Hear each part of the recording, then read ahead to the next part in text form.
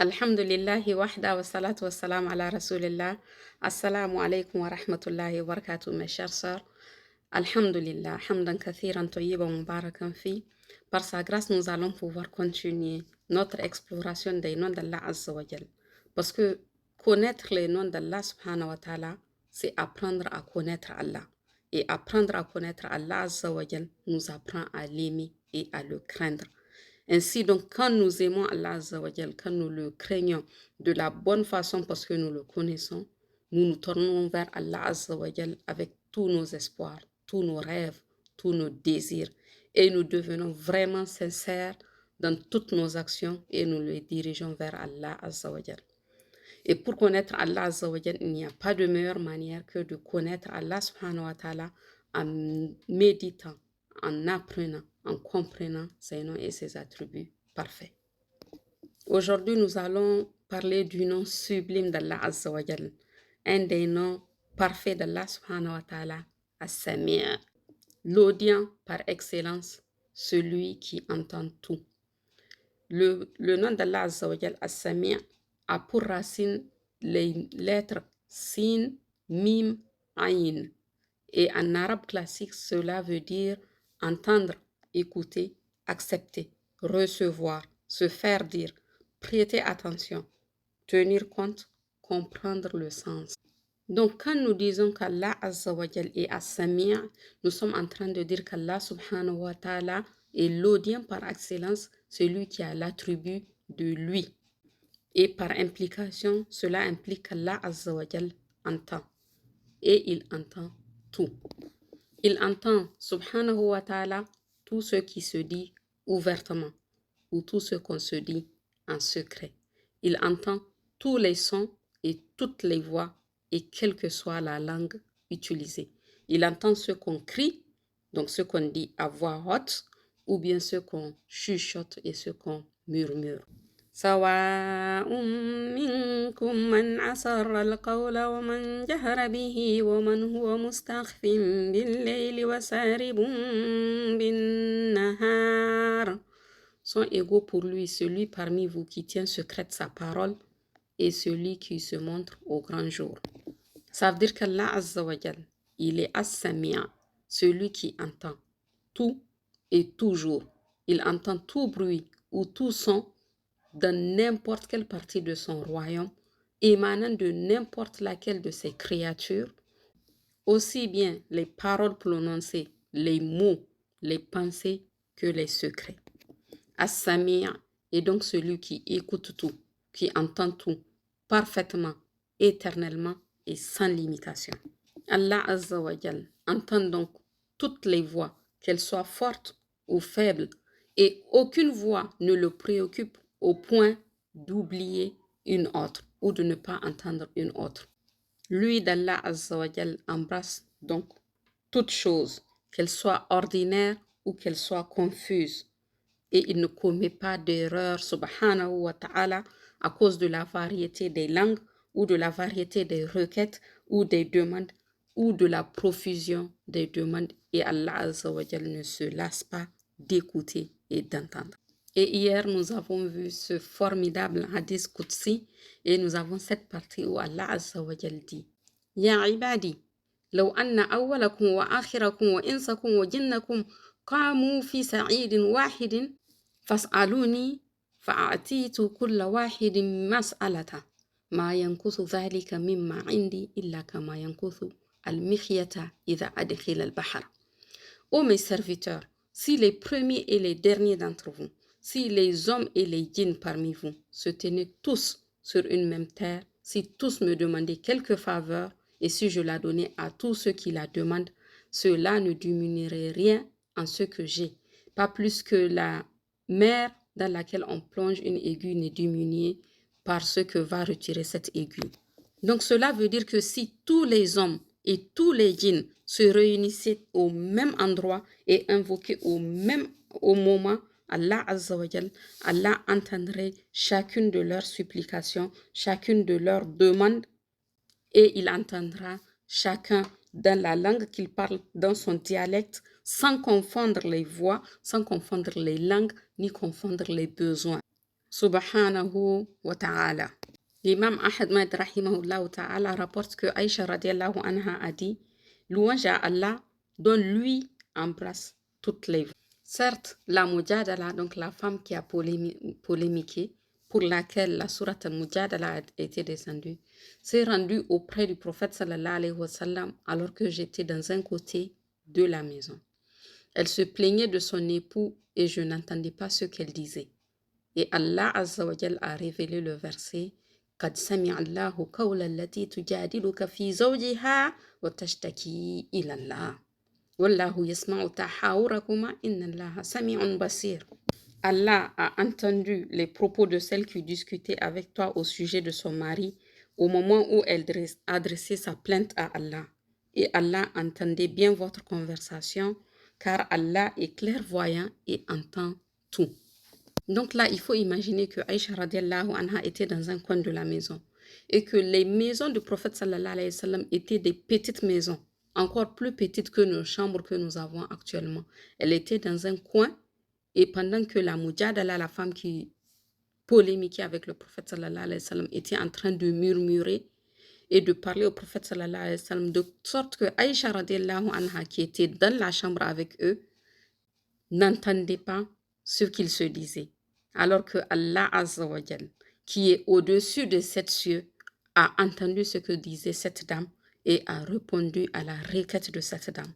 Il a répondu à sa plainte et un verset est descendu sur le prophète sallallahu alayhi wa sallam pour résoudre son problème. Voilà Allah Azza wa Jal as-Sami', celui qui entend toutes les voix, toutes les langues et rien ne lui échappe comme son dans les cieux et sur la terre. Il entend, subhanahu wa ta'ala, la fourmi qui marche sur une feuille. Il entend la vague de l'océan qui prend de l'ampleur avant de s'écraser sur le rivage. Il entend, subhanahu wa ta'ala, les oiseaux qui chantent dans les arbres. Il entend les rochers quand ils craquent ou quand ils se forment à leur demande d'Allah Azza wa Jal. Rien donc dans les cieux ou sur la terre concernant n'importe laquelle de ces créatures ne peut échapper à lui d'Allah Azza wa Jal as-Sami'a. Le fait que Allah Azza wa Jal soit as-Sami'a veut dire que Allah Azza wa Jal a une ouïe qui est de deux sortes. La première des sortes, c'est celle dont on vient de parler, c'est que Allah Azza wa Jal a une ouïe qui est afférente à ce qui est audible. C'est que Allah subhanahu wa ta'ala, son ouïe appréhende tous les sons provenant de n'importe laquelle de ses créatures. Le deuxième, c'est que Allah Azza wa Jal a une ouïe qui signifie l'exaucement. C'est que Allah subhanahu wa ta'ala, il entend et il exauce l'invocation de ceux qui l'invoquent. Comme le dit Ibrahim alayhi salatu wassalam dans la sourate du même nom, Ibrahim, verset 39. Alhamdulillahi alladhi wahaba li ala al-kibari Ismaïla wa Ishaq. Inna Rabbi la sami'u du'a. Louange à Allah qui, en dépit de ma vieillesse, m'a donné Ismaïl et Ishaq. Certes, mon Seigneur entend bien les prières. Donc Allah subhanahu wa ta'ala a entendu ses prières et les a exaucées en lui donnant Ismaïl et Ishaq.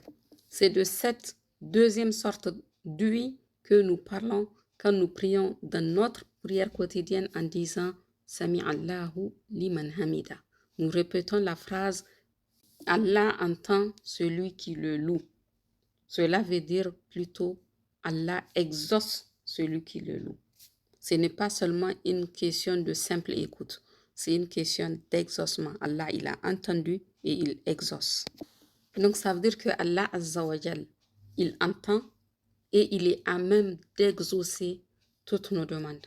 Il n'y a pas de déficience dans sa perception, dans son ouïe. Donc, quel que soit ce que tu dis, Allah Azza wa Jal, il entend tout, même ce qui est caché, il sait ce que ressent ton corps. Donc, quoi que tu veuilles demander, quoi que tu veuilles dans ta vie, fais la demande à Allah Azza wa Jal, qui entend et qui exauce. Et il n'y a pas de limite dans ce que Allah Azza wa Jal puisse accomplir. Le fait que Allah Azza wa Jal c'est as-Sami' veut dire que tu n'as pas besoin de te rendre dans un endroit spécifique pour que Allah Azza wa Jal t'entende. Tu n'as pas besoin d'aller à la Kaaba pour que Allah Azza wa Jal entende tes besoins, entende tes invocations, entende tes demandes. Où que tu sois, sur n'importe quelle partie de la terre, à n'importe quel endroit, dans ta chambre, au travail, dans la voiture, dans les transports en commun, où que tu sois, Allah Azza wa Jal t'entend et t'exaucera. وإذا سألك عبادي عني فإني قريب أجيب دعوة الداع إذا دعان فليستجيبوا لي وليؤمنوا بي لعلهم يرشدون. Et lorsque mes serviteurs t'interrogent sur moi, je suis proche. Je réponds à l'invocation du suppliant lorsqu'il m'invoque. Qu'il réponde donc à mon appel et qu'il croit en moi afin qu'il soit bien guidé. Donc là, quand les gens ont demandé au prophète sallallahu alayhi wa sallam à propos d'Allah Azza wa Jal, Allah subhanahu wa ta'ala n'a pas mis d'intermédiaire entre ses serviteurs et lui. Il a répondu directement à ses serviteurs en disant je suis proche. Fa inni qarib. Je suis proche. Ujibu da'wat ad-da'i idha da'an. Je t'entends et je réponds à ton invocation. وقال ربكم ادعوني أستجب لكم. Et votre Seigneur dit, appelez-moi, je vous répondrai. إن الذين يستكبرون عن عبادتي سيدخلون جهنم داخرين. Ceux qui par orgueil se refusent à m'adorer entreront bientôt dans l'enfer humilié. C'est même une menace de la part d'Allah Azza wa Jal, parce que le fait d'invoquer Allah subhanahu wa ta'ala est une adoration. Donc si tu t'enorgueillis, tu te refuses à invoquer Allah Azza wa Jal, c'est comme si tu te refuses à l'adorer. Quelquefois, Shaitan vient te murmurer et te dire que tu as invoqué Allah, tu as invoqué et tu n'as pas eu de réponse. Ça nous arrive dans notre vie de nous dire j'ai invoqué Allah Azza wa Jal et j'ai l'impression qu'il n'a pas entendu mes prières. Sache ma soeur que quand cette pensée te vient, c'est Shaitan, la'anatullahi alayhi, qui est en train de murmurer à ton oreille en te faisant croire que ta supplication n'a pas été entendue. As-Sami' entend et exauce. Et ce n'est pas parce que tu n'as pas reçu ce que tu as demandé dans les temps que toi tu as déterminé que Allah Azza wa Jal ne t'a pas entendu. Non, il a entendu.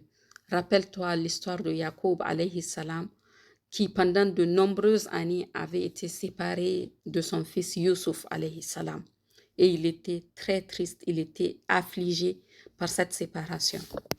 Pourtant, il était un prophète, fils de prophète et petit-fils de prophète, et il invoquait pourtant Allah Azza wa Jal.